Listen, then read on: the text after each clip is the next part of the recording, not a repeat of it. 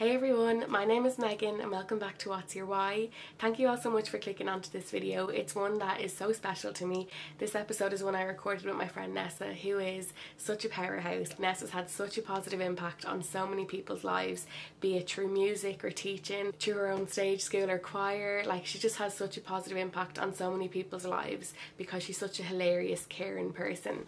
And this episode really just gives us a little glimpse into the life that she's living, and even though it's only a small insight, I think we could learn so much from Nessa's journey. This is such a special interview, so I hope you all enjoy it. Like I say every week, mind your heart while you're watching it, and if you feel like you need any follow-up support, check out our Instagram. We have a little highlight called supports, and it has lots of different places you can contact if you feel like you need a chat.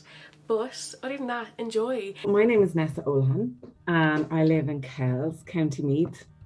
I have two lovely daughters from previous marriage, and I'm engaged to Greg, the love of my life.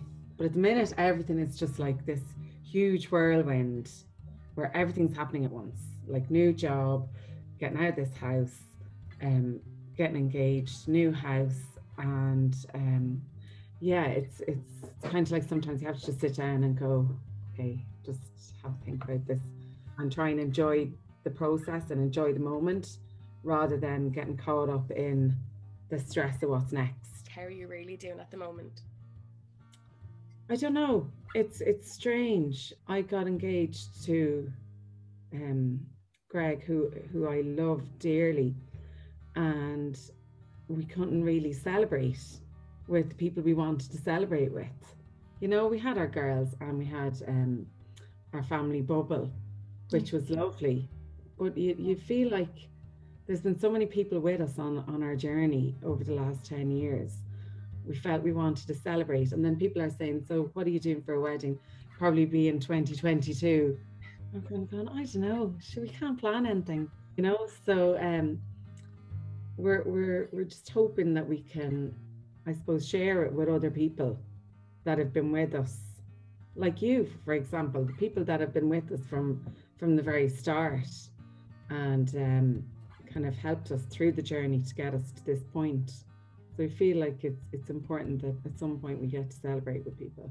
I saw a thing today where everyone says, oh, sure, we're all in it together.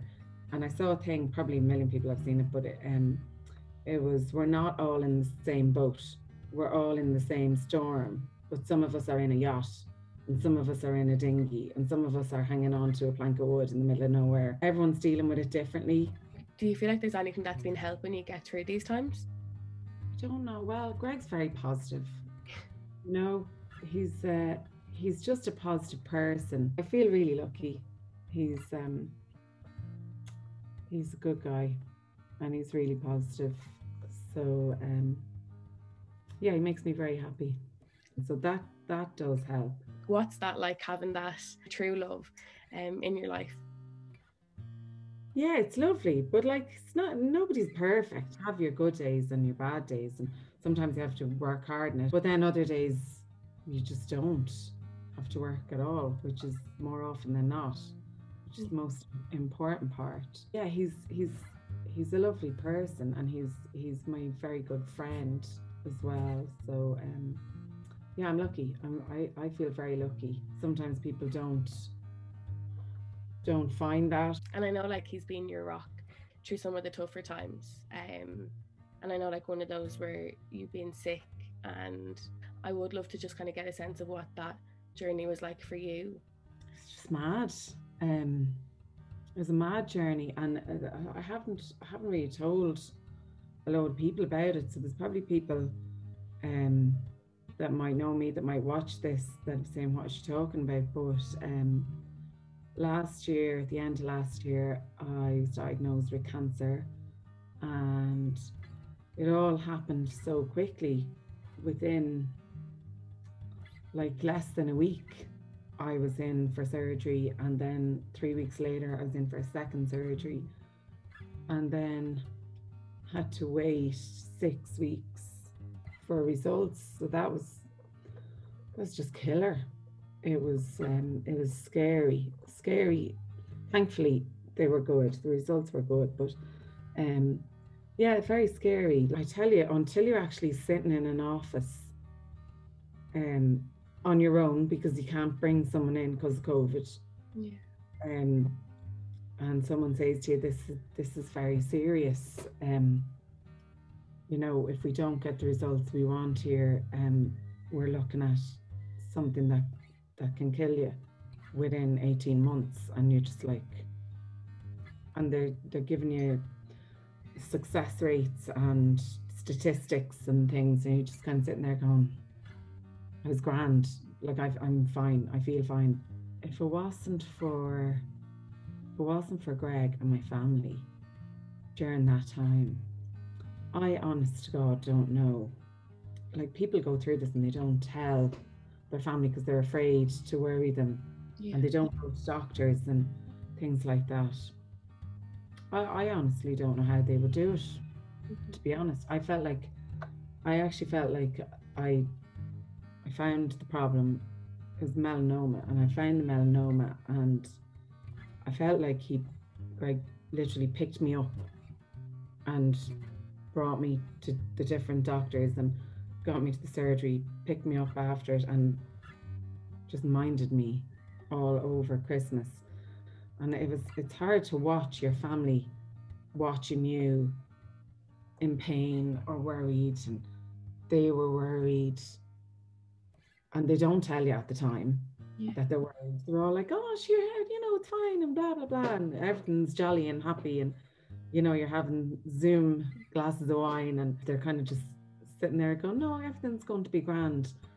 But in reality, they were all sitting behind my back going, "What do we do now?" It's a very, very scary journey. Now, thankfully, mine was over quite quickly, space of a few months.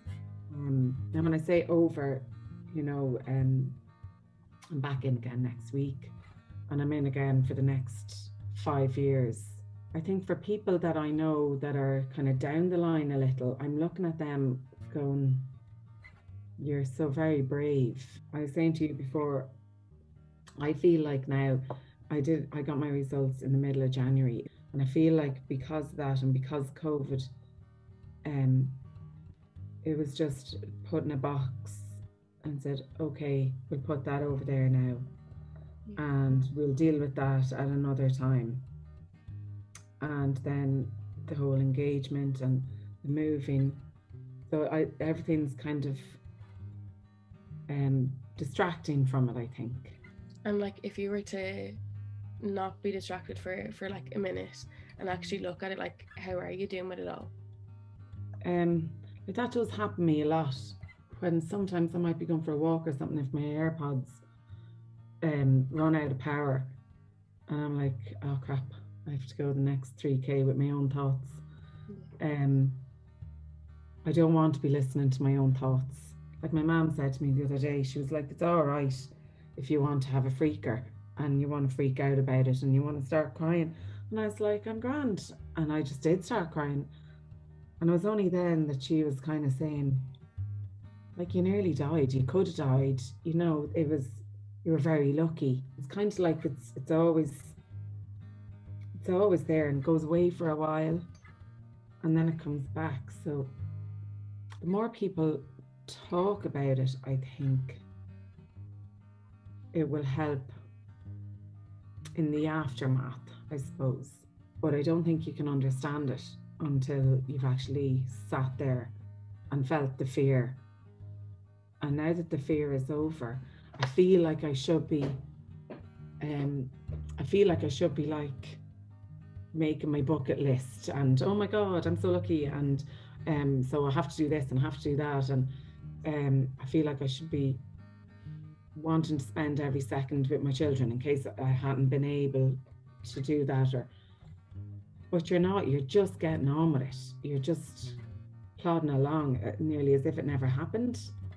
But then sometimes it just hits you in the back of the head going, "Hello, this happened and I was here, so I think you need to deal with it." It's hard to do that because I don't really, I don't know how. Like the nurse, when we were leaving after we got the results, she said, "Give me a ring in a few weeks." there's loads of services, and you know, you can chat to this person, that person. I was like, yeah, I'm grand. I was like, no, that's all good, I'll be grand. But I can understand now why those services are needed. So for me, if somebody that I know has cancer again, it'll be less about the results and their news. It'll be more about how they're feeling, about the now. For me, going forward, I will be very conscious of other people. That that news in the office or that little piece of paper doesn't just solve it. It's not going to be the end of their journey. These kind of conversations aren't ones that like we'd have every day. What is it like for you to kind of talk about some of your experiences? Yeah, it's very strange.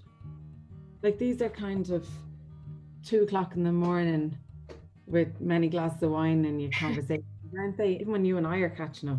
Yeah. So like, wow, what are you doing this weekend? Blah, blah, blah, love your hair. It's important, even for half an hour out of your day, once a season, just say, let's have a proper chat. I'd love to know, like, what is something that you're proudest of yourself for?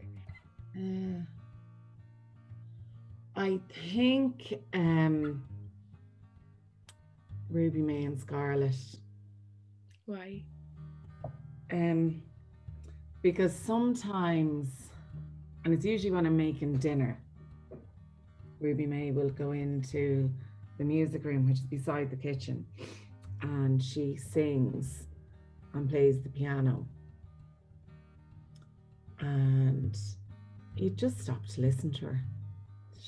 She's really good. Like, she's way better than I was at music when I was her age, you know. And she expresses herself really well through different songs that she listens to, and then she makes them her own. She started scribbling her own songs and stuff. So, and I take sneaky videos of her from outside the door when she doesn't know I'm listening and send them around to my family. Scarlett, she's such a little comedian. Sometimes she's 11, and sometimes I think that child's been out before. You know, she's such a wit on her that it's like she makes me laugh, like a belly laugh. You know, those kind of things. We'd be all just sitting at dinner and she'd come out with something that you or I would say, you know, and we just all start roaring laughing. You know, there's a cleverness and a wit about her that makes me think, you know, and she's very sensitive soul. But I kind of am saying to myself, she's a sensitive soul that kind of lets things worry her sometimes, but she's got such a clever wit. I think she'll be okay. So I think they are my greatest achievements. Oh, I love hearing you talk about them, and I love like seeing the dynamic play out, like whenever I'm around you all together. Like, I think you're such a good man. And I have one more question. What do you think your why is? For me, my why is Greg and the girls, because there's no answer to the why unless they are there. And then if I was to expand on that, my family, yeah, I think my family is definitely the most important thing.